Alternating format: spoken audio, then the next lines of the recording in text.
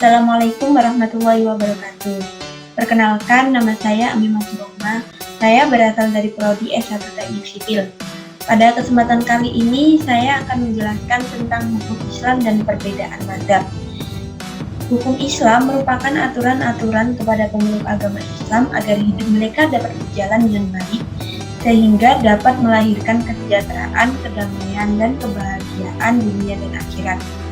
Sebelum adanya istilah hukum Islam, sudah ada istilah syariah dan fikih. Syariah merupakan segala ketentuan Allah yang ditetapkan kepada hambanya yang menyangkut akidah, ibadah, akhlak, dan muamalah. Fikih merupakan rumusan hukum yang dihasilkan para ulama melalui pengkajian yang mendalam terhadap ketentuan syariah yang terhimpun dalam Al-Quran dan hadis. Ragam pendekatan hukum Islam antara lain tekstuali dan transkripturalis, rasionalis, dan kontekstual. Sumber hukum Islam secara keseluruhan itu ada 3, Al-Quran, hadis, dan ijtihad. 2 sumber pertama merupakan sumber pokok dan sumber yang ketiga merupakan sumber pelengkap. Al-Quran sebagai sumber pokok hukum Islam memberi landasan hukum yang terbatas, dan hal ini tidak sebanding dengan banyaknya persoalan yang semakin hari semakin bertambah, sehingga perlu adanya penafsiran terhadap Al-Quran yang disesuaikan dengan konteks perkembangan zaman untuk memberikan justifikasi hukum terhadap berbagai persoalan umat. Hubungan hadis dan Al-Quran sebagai penjelas dan penafsir Al-Quran. Karena itu, bagi umat Islam, keberadaan hadis dalam proses penetapan hukum tidak bisa diabaikan. Hadis yang dapat digunakan sebagai pijakan hukum adalah hadis sahih dan hasan, sementara hadis dhaif tidak bisa digunakan.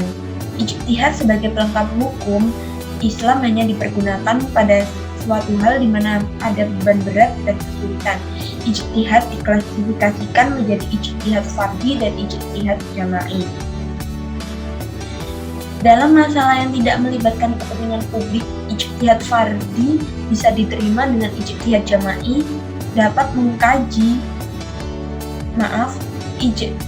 dalam masalah yang tidak melibatkan kepentingan publik, ijtihad fardhi bisa diterima, sedangkan ijtihad jama'i dapat mengkaji suatu persoalan dari berbagai sudut pandang, sehingga peluang terjadinya kesalahan dalam menentukan kesimpulan akhir suatu hukum bisa diminimalisir. Setelah itu, kita akan membahas tentang mazhab. Mazhab merupakan sebuah tema yang selalu menarik untuk didiskusikan.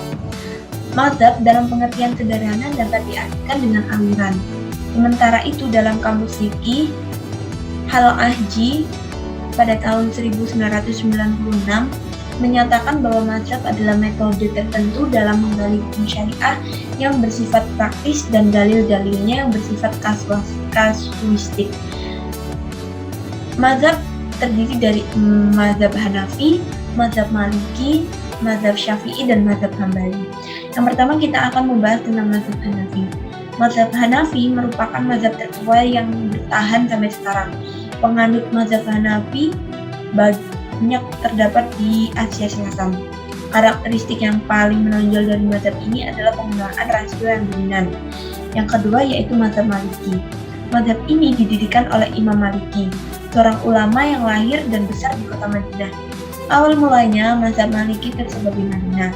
Kemudian mazhab ini banyak dianut oleh penduduk Tunisia, Maroko, Aljazair, Bahrain, Kuwait, Mesir Atas, dan berbagai daerah Afrika.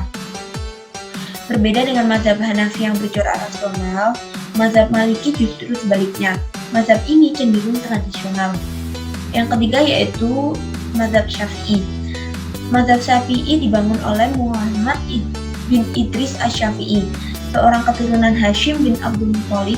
Mazhab Syafi'i sering dianggap sebagai mazhab tengah, artinya tidak terlalu rasional seperti yang dikembangkan oleh mazhab Hanafi, tetapi juga tidak tradisional seperti yang dikembangkan oleh mazhab Maliki. Mazhab Syafi'i hingga kini dianut oleh umat Islam di Libya, Mesir, dan Indonesia sendiri, Filipina, Malaysia, Somalia, Arabia Selatan, Palestina, Yordania, Lebanon, Syria, Hijaz, Pakistan, India, Jazirah, Indochina, Sunni Rusia, dan Yaman. Yang keempat yaitu mazhab Hambali. Imam Hambali merupakan pendiri dari mazhab Hambali. Ahmad bin Hambal adalah seorang imam yang banyak berkunjung ke berbagai negara untuk mencari ilmu pengetahuan, antara lain Syria, Hijaz, Yaman, Kufah, dan Basra. Dari uraian yang telah dijelaskan di atas, tentunya kita perlu menyikapi adanya perbedaan mazhab tersebut. Berikut cara menyikapi perbedaan mazhab. Yang pertama yaitu membekali diri dan mendasari sikap sebaik-baiknya dengan ilmu, iman, amal, dan akhlak secara proporsional atau seimbang. Yang kedua yaitu lebih memprioritaskan perhatian dan kepeduliannya terhadap masalah-masalah besar umat daripada masalah kecil seperti masalah khilafiyah. Yang ketiga yaitu memahami perbedaan dengan benar.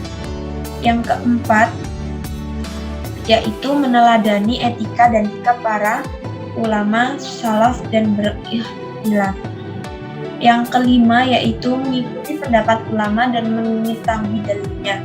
Yang keenam yaitu setiap orang berhak mengikuti dan mengamalkan pendapat. Yang ketujuh yaitu memiliki sikap toleransi. Yang kedelapan yaitu menghindari sikap ghulu atau berlebihan atau tataruf ekstrim dalam masalah furu' atau cabang. Yang ke-9 yaitu tetap mengutamakan dan mengedepankan masalah-masalah yang telah disepakati. Yang ke-10 yaitu menjadikan masalah usul atau prinsip yang disepakati dan bukan masalah furu' ijtihad atau masalah-masalah khilafiyah sebagai standar dan parameter komitmen. Yang ke-11 dan yang terakhir adalah menjaga agar ikhtilaf dalam permasalahan furu' ijtihaiyah tetap berada di wacana, pemikiran, dan wawasan keilmuan. Begitulah yang dapat saya sampaikan. Apabila terdapat kesalahan dalam pengucapan maupun penyampaian, saya meminta maaf yang sebesar-besarnya. Terima kasih. Wassalamualaikum warahmatullahi wabarakatuh.